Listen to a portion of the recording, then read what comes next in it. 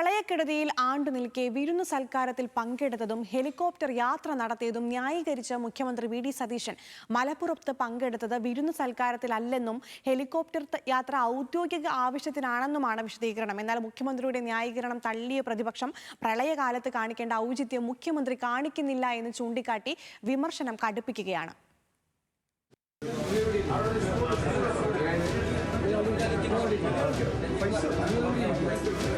ഈ ദൃശ്യങ്ങളിൽ കണ്ട വൈരുദ്ധ്യമാണ് പരക്കെ വിമർശിക്കപ്പെട്ടത്.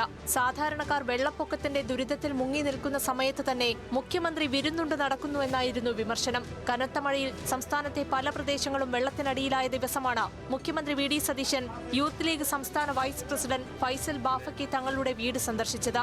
പ്രളയ ദൃശ്യങ്ങൾക്കൊപ്പം തന്നെ മുഖ്യമന്ത്രി വിഭവസമൃദ്ധമായ ഭക്ഷണം കഴിക്കുന്നതിന്റെ ദൃശ്യങ്ങളും സാമൂഹ്യ മാധ്യമങ്ങളിൽ പ്രചരിച്ചു. ഇതിനു പിന്നാലെയാണ് ന്യായീകരണവുമായി മുഖ്യമന്ത്രി എത്തിയത്. പങ്കെടുത്തത് വിരുന്നു സൽക്കാരത്തിലല്ലെന്ന് പറഞ്ഞ സതീശൻ വിമർശനങ്ങളെ പരിഹാസത്തോടെ നേരിട്ടു. എനിക്കറിയില്ലായിരുന്നു 2018-ലും 19-ലും ദുരന്തം ഉണ്ടായിരുന്നപ്പോൾ അന്നത്തെ മുഖ്യമന്ത്രി നിരാഹാരമാണ് ഇരുന്നതെന്ന് എനിക്ക് അറിയില്ലായിരുന്നു. ഞാനൊന്ന് ഭക്ഷണം കഴിച്ചുപോയി. ഞാൻ ഭക്ഷണം കഴിക്കാൻ പാടില്ലേ? 3 മണിക്കാണ് ഞാൻ ഭക്ഷണം കഴിക്കുന്നത്. എന്ത് തെറ്റാണ്! എന്തൊരു അപവാദ പ്രചരണം, എന്തൊരു ഹീനമായ അപവാദ പ്രചരണമാണ് നടക്കുന്നത്. ഭക്ഷണം കഴിച്ചെന്ന് തെറ്റുപറ്റിപ്പോയി. ഇനി മുതൽ ഭക്ഷണം കഴിക്കാതിരിക്കും.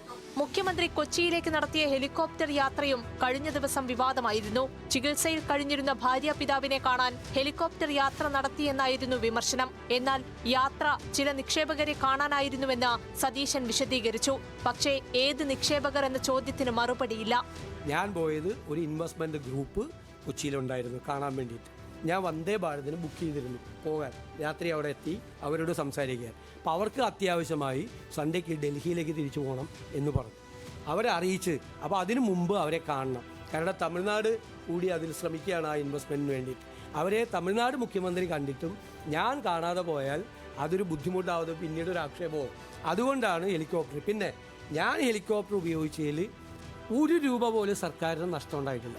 1 രൂപ പോലും സർക്കാരിന് അധിക ചെലവുണ്ടായിട്ടില്ല. നിക്ഷേപകർ തിരുവനന്തപുരത്തേക്ക് വരില്ലേ എന്ന ചോദ്യത്തിനെയും മുഖ്യമന്ത്രി പരിഹസിച്ചു. പിണറായി വിജയനെ പോലെ താൻ പാർട്ടി പരിപാടിക്ക് പോകാൻ ഹെലികോപ്റ്റർ ഉപയോഗിച്ചിട്ടില്ലെന്നും ന്യായവാദം. സംസ്ഥാനത്തെ ദുരിതാശ്വാസ ക്യാമ്പുകളിൽ യാതൊരു പ്രശ്നവുമില്ല, എല്ലാം പെർഫെക്റ്റ് ഓക്കെയാണ്. പ്രശ്നങ്ങളുണ്ടെന്ന പ്രചാരണം ചിലരുടെ കുത്തിത്തിരിപ്പ് മാത്രമെന്നും മുഖ്യമന്ത്രി.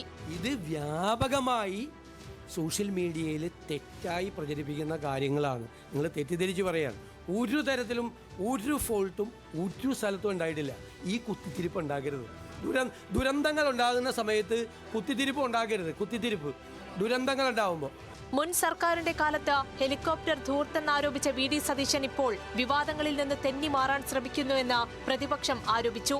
സ്പെയിൻ വളരെ നന്നായിട്ട് കളിച്ചുകൊണ്ടിരിക്കുക. ഫൈനൽ അർജന്റീനയ്ക്ക് പന്ത് കിട്ടുന്നില്ല. അപ്പോൾ ഗാലറിയിൽ നമുക്ക് തോന്നി ഈ സ്പെയിനിൻ്റെ ആ കളിക്കാരൻ അങ്ങോട്ടൊരു ഒഴിവെടുപ്പുണ്ടായിരുന്നു. ഒരു ക്രോസ് ഇട്ടിരുന്നെങ്കിൽ അയാളുടെ കാലിൽ വന്നെങ്കിൽ അപ്പോൾ ഗോൾ അടിച്ച് തന്നെ ഗാലറിയിലിരിക്കും.